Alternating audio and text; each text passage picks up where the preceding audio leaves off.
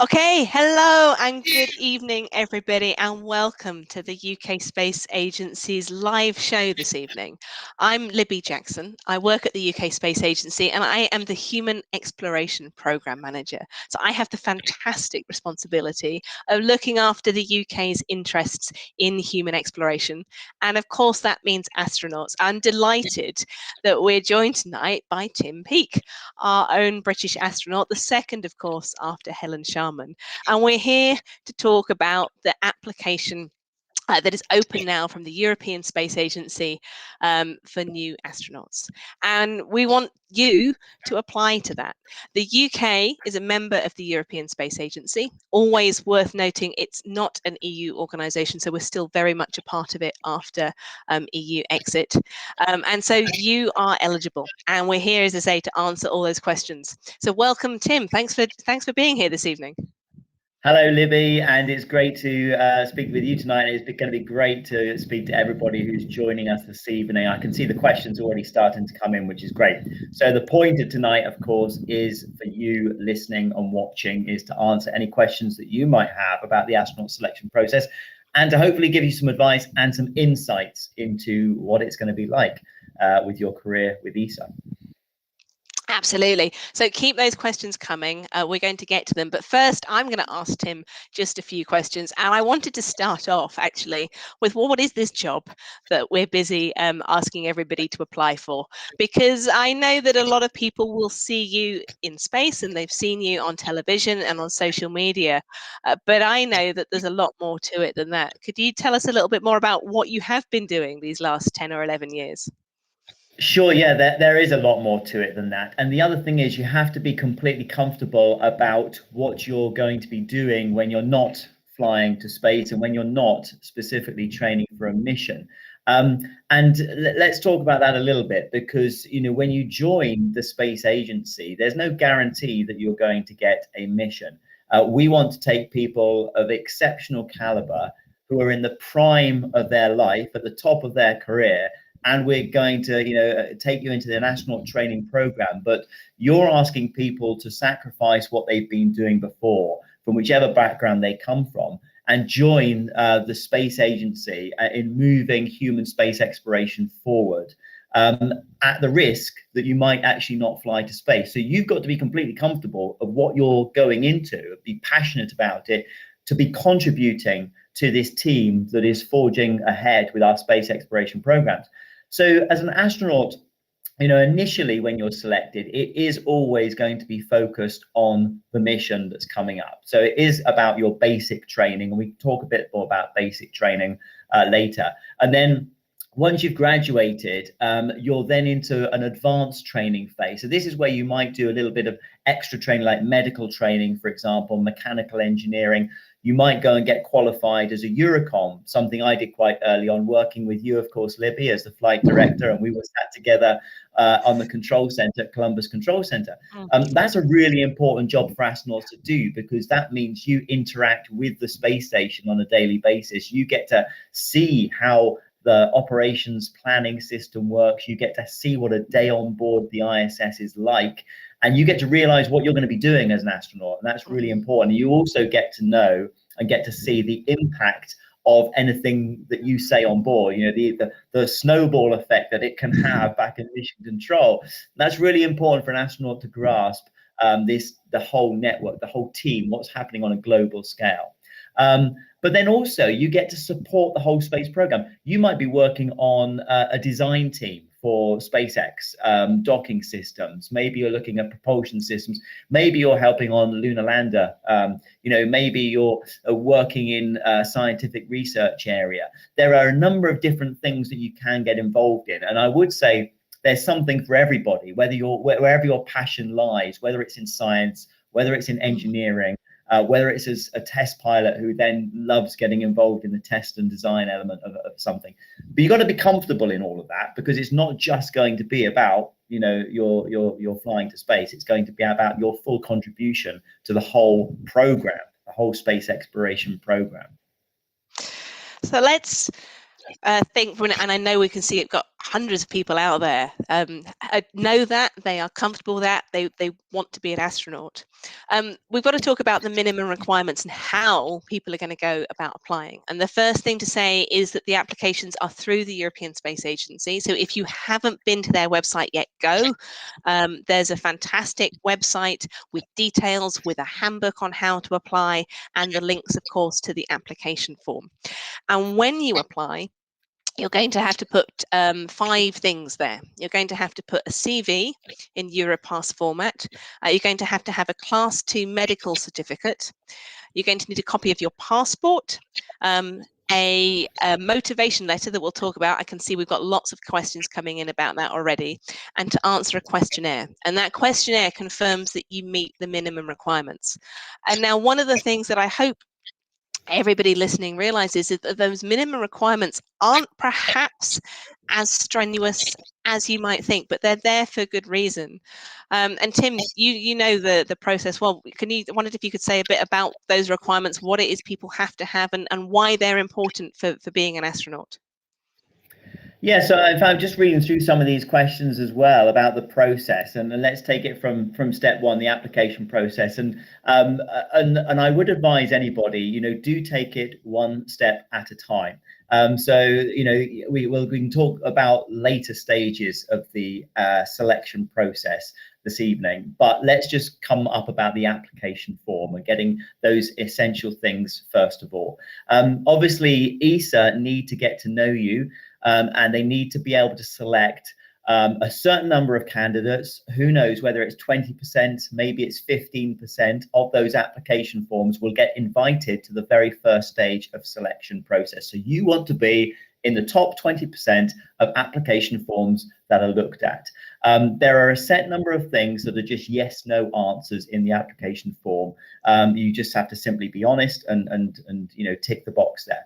Then there are other areas which you can expand upon.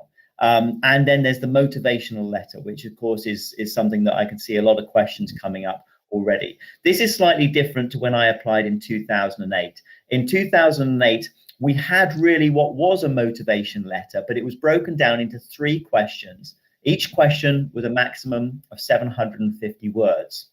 And those questions were, why do you want to become an astronaut? What do you think the role of an astronaut is? And then giving a little bit of information about yourself, including strengths and weaknesses. So I guess our motivation letter was broken down into those kind of 3 paragraphs. If I was writing a motivation letter today, and Libby and I were talking about this earlier, we don't have the right answers. We're not going to be part of the team that is judging these application forms. But you simply don't want to write an essay, quite obviously. If there are going to be 8,000 applications that are written, you need to shine in a very short, concise, clear statement. Certainly, my personal motivation letter would be no more than 2 sides of A4, and it would be the absolute top hitting reasons as to why I think, I should be an excellent candidate to be an astronaut, and how I would contribute to this global international team. But these are the reasons why ESA need this information, and the requirements that we have up there on the screen is because they need to be able to draw forward those 20% say of candidates to round 1 of the selection process, and they need to know that they've got the absolute best 20% out of those. So you need to get everything in line, everything clearly in order. Make sure that you make it as easy as possible for the European Space Agency to pick you as one of the top 20%. No mistakes, no errors, absolutely everything as requested and as documented in the application process. So those minimum requirements that you need to make sure that you're ticking off there, you have to have a master's degree in a scientific or a technical subject, but you can also have a medical degree. On the application form now, it's been very clear that you can have a medical degree and qualifications, and I know that here in the UK there's been some questions about medical degrees because they're bachelor's degrees, and looking at the application form, that looks pretty clear that that's okay. You can also have test pilot qualifications, which is what Tim had and still has, I should say. you need to be generally fit and healthy. And I know that I can see that's one of the questions coming through. Tim, perhaps could you tell us a bit about what fit and healthy means, really? You know, do we all need to be superhuman here? Were you able to swim the channel when you applied? Yeah, so don't worry about it. Don't sweat it. You know, I would say one of my words of advice would be to get in shape. The reason being is that a lot of the training that you're going to do is physically arduous. We spend a lot of time scuba diving. That can be tiring. 6 hours underwater in a spacesuit is hard work. And so the fitter you are, the healthier you are, the easier you will find it, and you'll actually be able to focus all of your attention onto being brilliant at spacewalking, as opposed to 20% of your attention being focused on how exhausted you are. You don't want that. You want to be in good shape so that you can do the best that you can do during training. But no, we're not after Olympic athletes. You do not have to be superhuman. You have to be of, you know, an average fitness for somebody of your age. Now, I enjoy running. I get out, you know, 3-4 times a week, you know, 7K a time, and I do a bit of strength training as well, just to keep myself fit and in shape. And I would just encourage anybody to just, you know, exercise 3 or 4 times a week, get in shape, but don't sweat the physical requirements. You know, if you're, you know, of average fitness for your age, then you'll be fine. It's great to hear. And related to that, there's another point on the requirements which concerns languages. Now, the European Space Agency say that you have to be fluent in English, and that another language is a plus. And I know on the application form, one of the points is the language things. And we wanted to touch on that a bit because, of course, here in the UK, perhaps language qualifications are not something we all know about all the time. The requirements are the CEFR levels, which are the so European levels, and they're looking for B1 in that second language if you have it, which I think is equivalent to an AS level. But Tim, you could say a bit more, because of course you had language requirements and have had to learn Russian as a part of your training. That's right, yeah. And again, what ESA is trying to do with this overall selection process is pick the people who are going to be the least risk to them. They want to know, so I will speak a bit more about languages, but this helps actually. Languages helps to really identify what they're after. ESA want to know that you're somebody who can work well in a team. You're not going to be a risk when it comes to time away from family. You're not going to be a risk when it comes to working in another country, moving your family to another country. You're not going to be a risk when it comes to having to learn Russian. You're not going to be a risk when it comes to having to learn all the technical aspects of the International Space Station. And so your job is to show ESA that you are somebody who is capable of doing all of this, and also somebody who is willing to put themselves through it, to put themselves out, and to make these sacrifices along the way. So from a point of view of language, yes, you have this criteria, the CEFR B1 category, and it is advisable, it's not mandatory, but clearly it's in the application form. If something's in the application form, then it's going to be weighted, it's going to be looked at. And the stronger your application form is, then the more chance you've got of being in the top 20%. So absolutely, you know, if you think, say you had a GCSE French, but actually since then you think that you've improved on that, and actually you've now upped yourself to what you would consider an AS level, then absolutely, you know, you fit that criteria. So you know, this will be something that will be questioned when you come to your interview stage, and in fact they may well ask you some questions in the language that you've chosen. So you do have to, of course, be honest about your ability, but at the same time, you know, they're not asking for much above a GCSE level. That's very helpful and useful, I think. So let's carry on with working our way through the requirements as well. I've seen some questions come through about age, and there is an age limit on this. You have to be under 50. And that's because it takes 5-10 years for an astronaut to be trained. It's a big investment from the European Space Agency, from the member state space agencies like the UK Space Agency. And we want to make sure that the astronauts who are selected have got time for a career ahead of them. And that's what drives the 50 age. The minimum requirement is that there is no minimum requirement, but you have to have 3 years of professional experience on top of your master's degree. And so that's going to put a lower bound on it, but there's no official lowest age. And so I think that covers those questions. The next place I'd like to go to now, I think we talked a little bit about fitness, but I want to talk about fitness in a wider sense, because for this call, it's hugely exciting. As well as the astronaut call, ESA are looking for somebody to start what is a feasibility pilot study at the minute, but to get somebody with a disability into space, have a meaningful, proper career, to be part of the astronaut call in their para-astronaut project. And that's wonderfully exciting. Tim, from all your work, I know you'll have you've served. You'll have come across people who've been injured in many different walks of life. I think this is a fantastic opportunity to start opening the door to a wider wider number of people who can be astronauts. Yeah, it is. It's really encouraging. It's the direction that we need to be going in, and I'm really proud, actually, of ESA being the first agency to take a step in this direction. You know, when it comes to people with disabilities, as I think Samantha Cristoforetti put it brilliantly when she said, we're all disabled in space. No human being was designed to operate in that environment.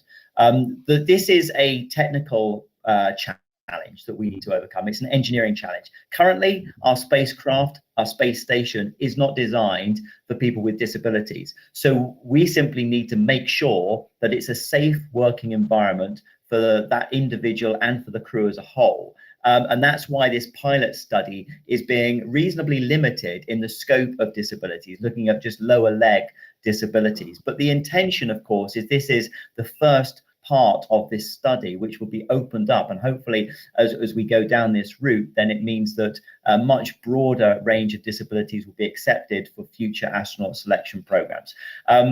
Suffice to say, of course, that you have to comply with all of the standard criteria that ESA are asking for. But it's a brilliant way of you know, I think ESA are doing a fantastic job with this project study, and of course this is about selecting astronauts to be career astronauts as well, which is fantastic. Yeah, so if you're out there and you meet those criteria, all of them, but have a lower leg disability or of short stature, go ahead, apply, give it a shot, because it would be fantastic to see a Brit come through that part of the application process as well. So you've gone through all of that, and we'll get on to the questions and talk more about what happens through the selection process. But I just wanted to jump ahead right to the end at the minute, because we do have to be honest, for all of this, for the thousands of applications that we know the European Space Agency are going to get from right across Europe. There are 22 different countries that are member states of ESA. We're only going to end up with a handful of astronauts being selected at the end, and some reserve astronauts, hopefully from each country, who will see serve. So the odds are small. And what I just wanted to talk about a little bit was, well, what's going to happen to everybody else, and what do you get from going through that process? Why should you even apply if the odds are so small? And Tim, I know you've got some thoughts on just what going through the process means and meant to you and would mean to everybody. Yeah, and it's fair to say, when I applied, I didn't think I was going to get selected. Who does, when you know that you're up against 8,000 other candidates? That doesn't mean to say that you don't have self-belief or self-confidence. Yes, of course you do, but realistically, when you look at it from a statistical point of view, you're going to think, okay, you know, there's a large chance here that I'm not going to be selected, so why bother? Well, you could apply that to anything. Personally speaking, I think the selection process in itself is an amazing thing to be involved in. It gives you an insight into what we're doing in the space industry. It's an incredible process to go and meet other people who are involved in that as well, to learn a lot more about the space agency. And for myself, as a test pilot, it really is the cutting edge of what we do in the test flying industry. So actually, I kind of viewed the selection process as professional development in itself. So you have to be comfortable, obviously, going through the process, knowing what the odds are. But believe in yourself every step of the way. Absolutely, go in with confidence, because if you don't believe in yourself, if you don't have that self-confidence, then how is ESA going to have confidence in you? So there's absolutely no problem in going for it with self-confidence, but at the same time understanding what the odds are. I think that's a very reasonable approach. Absolutely. And it's worth saying at this point, you don't have to have any space industry experience to apply to be an astronaut. The master's degree that is required has to be in a scientific or technical discipline, because astronauts are involved in science and technology all the time. They are the scientists on board the space station, 250 experiments all the time happening up there. They're the plumbers who have to fix the toilet when it goes wrong. We need these scientific and technical skills, but there are, of course, a wide selection of degrees that lead you there. And there are an even wider selection of jobs available in the space industry today.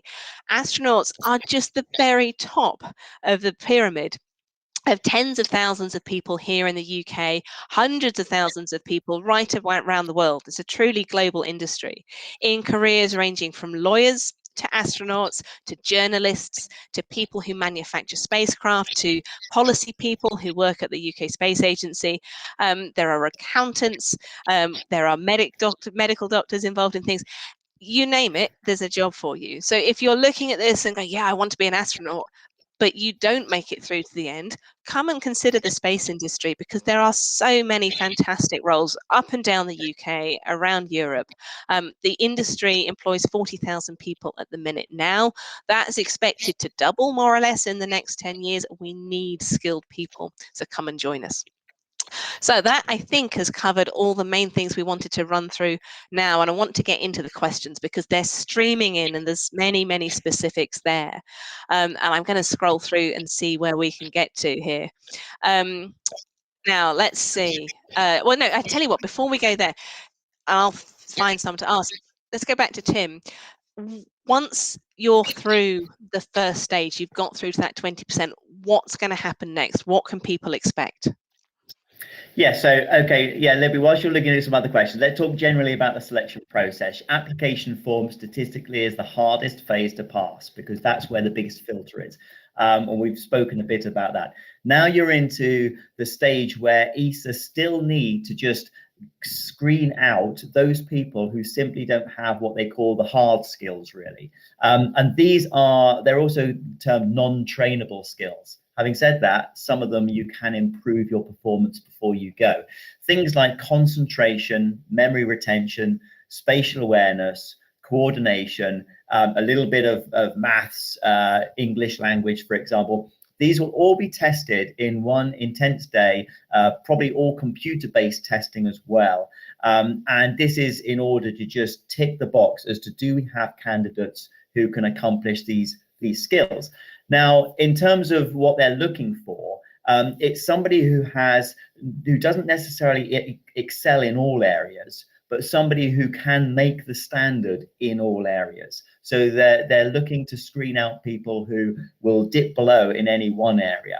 And when I say about, there's a way of perhaps training some of these skills. For example, in our selection process, ESA sent us some sample questions, the concentration tests, for example. And by doing them a few times over, it gives you a flavor of what's to come. So if you get invited through to that round, ESA sends you some information beforehand. Again, give yourself the best chance possible. Have a think about what tests might be coming up. Have a think about how you could possibly improve your score on that.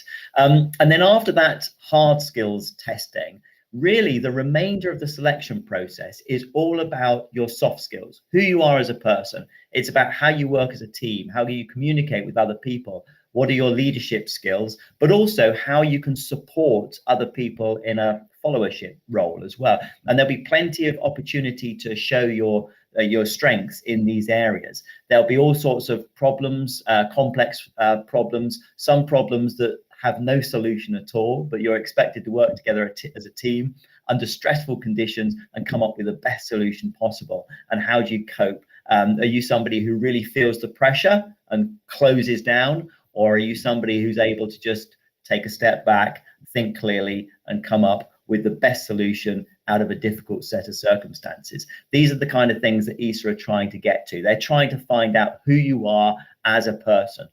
All throughout the whole selection process, I should emphasize, there will be some sort of psychological profiling as well. Most of this will probably be questionnaire based, but because the selection process is run over such a long period of time, there's really no place to hide. ESA is going to get to know you very, very well. And that's the whole point. They want to take somebody, as I said before, somebody who is the lowest risk. They want to know you really well and know that you'll be able to cope. And that's only fair on you. It'd be the worst thing possible to select somebody at the end of the day and then put them into an environment that they can't cope with. So the soft skills there'll be a phase there, probably 2 days, where you'll be invited to attend a number of different tests with teams of people. And then after that, there'll be a medical phase. The medical tends to be left late in the day. And the reason is because obviously medical testing is expensive, but also it's invasive. And you don't really want a large number of people going through unnecessary medical checks. Our medical lasted 5 days, and no stone is left unturned. But you get a bit of a flavor of what life as an astronaut is going to be like. When we go up to the space station, we do these life science experiments. There's rarely a day goes by when you haven't got a needle in you somewhere, whether it's giving blood or maybe it's a urine sample today or a fecal sample, who knows what. I think as astronauts, almost every orifice other than my ear, I think, was probed for some form of sample at some time during my 6 months in space. So the medical week is actually a great week where you can really bond with other people who are going through the selection process as well, because there's no competitiveness during the medical week. You're either going to make it or not. Some of the biggest screens there are cardiovascular and eyesight. They tend to be the areas where most people fall down on. And again, what ESA are looking for here are people who are low risk, people who are not going to have a problem or minimal risk of having a problem on a long duration space flight. And then after the medical process, we're into the interview phase. It might be 2 rounds, it might be 3 rounds, which is where you're now in front of ESA, high-level management, the Director General at some point, and where they get an opportunity to meet you. And that's where you get an opportunity to really shine and to show ESA who you are and what you're capable of. Yeah, it's a long process, and the selection the results of the selection won't be announced until September 2022 next year. So it's 18 months. So don't expect things to move quickly. Each step needs to take its time. But ESA have said that they will let you know at each stage if you're successful in getting through to the next one. So there shouldn't be any hanging around, waiting and wondering. There should be good communication throughout. And I know ESA will be working their best to do all of that. Now, I've been looking through the questions. We've had some fantastic questions. Thank you all so much for being out there. Do keep them coming in. We've got a bit more time. One of them, I think, which is really interesting, has come from Heather. And she's asking if we can talk about when the next selection is going to be. She said, can we speculate on the chances of another selection in 10 years' time? I think that's really interesting, particularly for younger people who might be tuned in right now and who are listening to this thinking, not this time, but next time.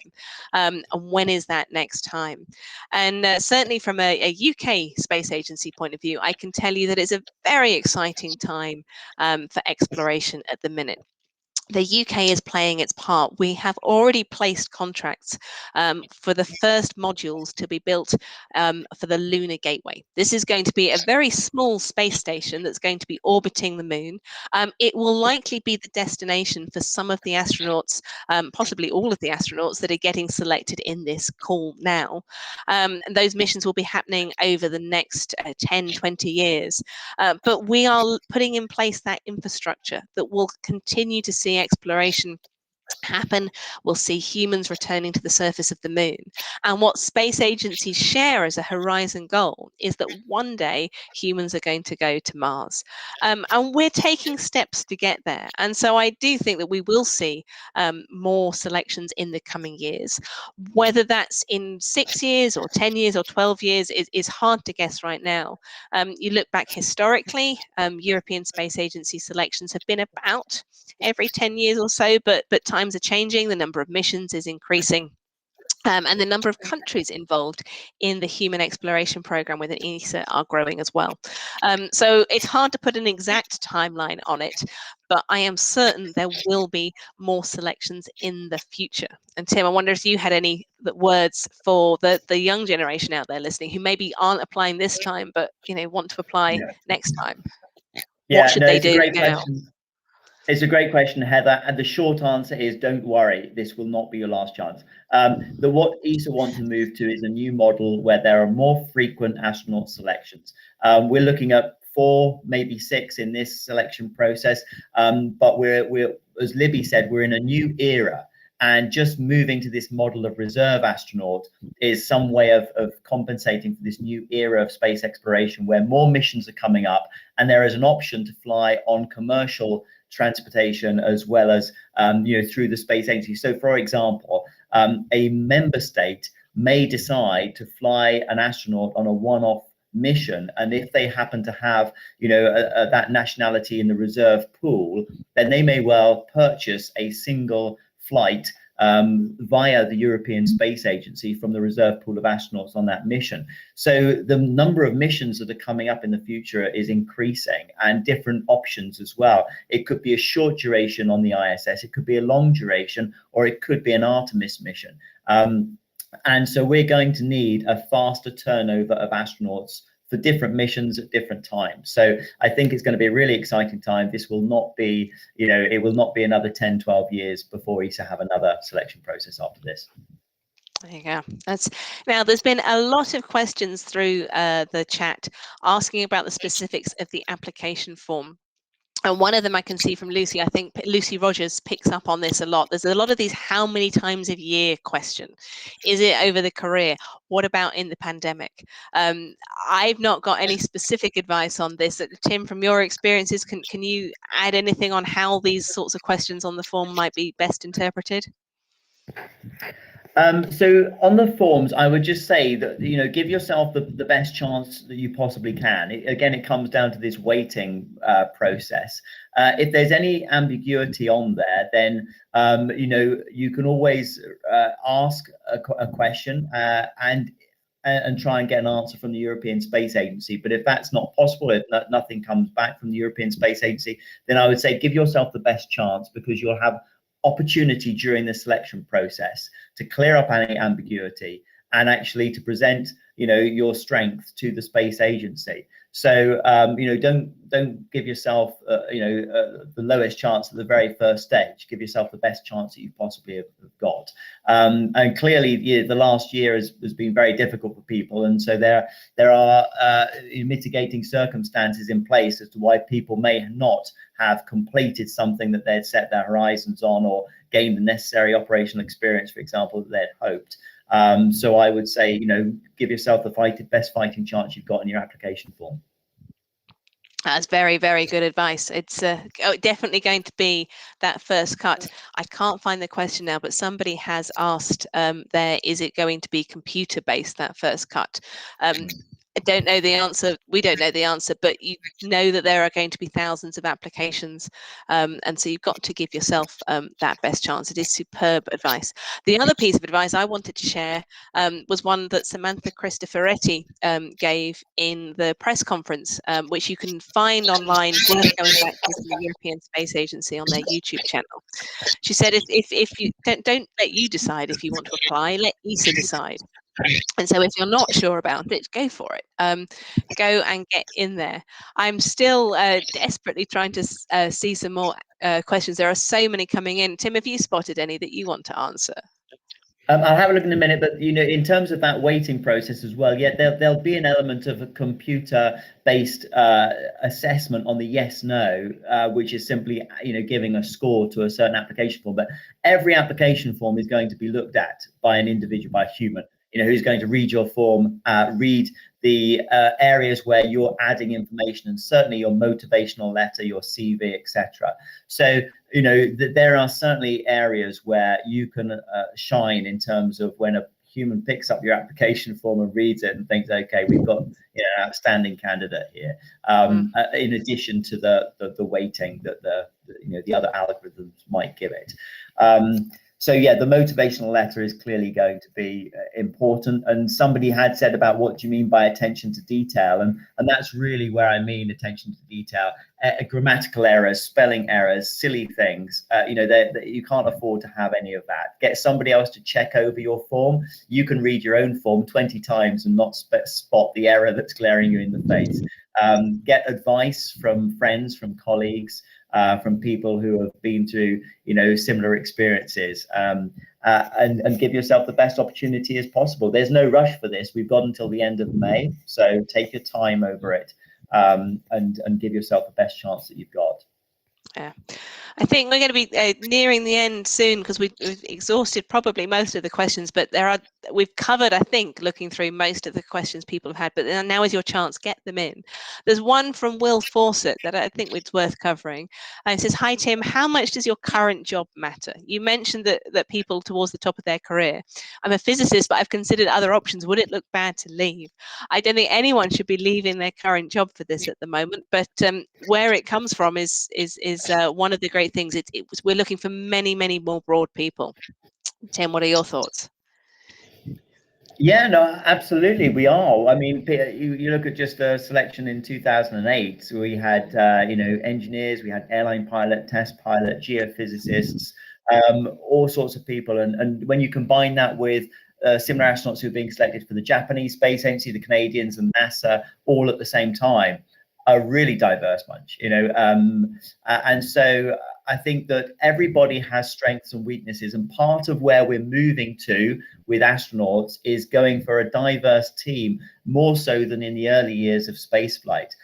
When you consider what a crew composition needs to be for a lunar mission and a Mars mission, it's going to be very different from those early days of Mercury, Apollo, and Gemini.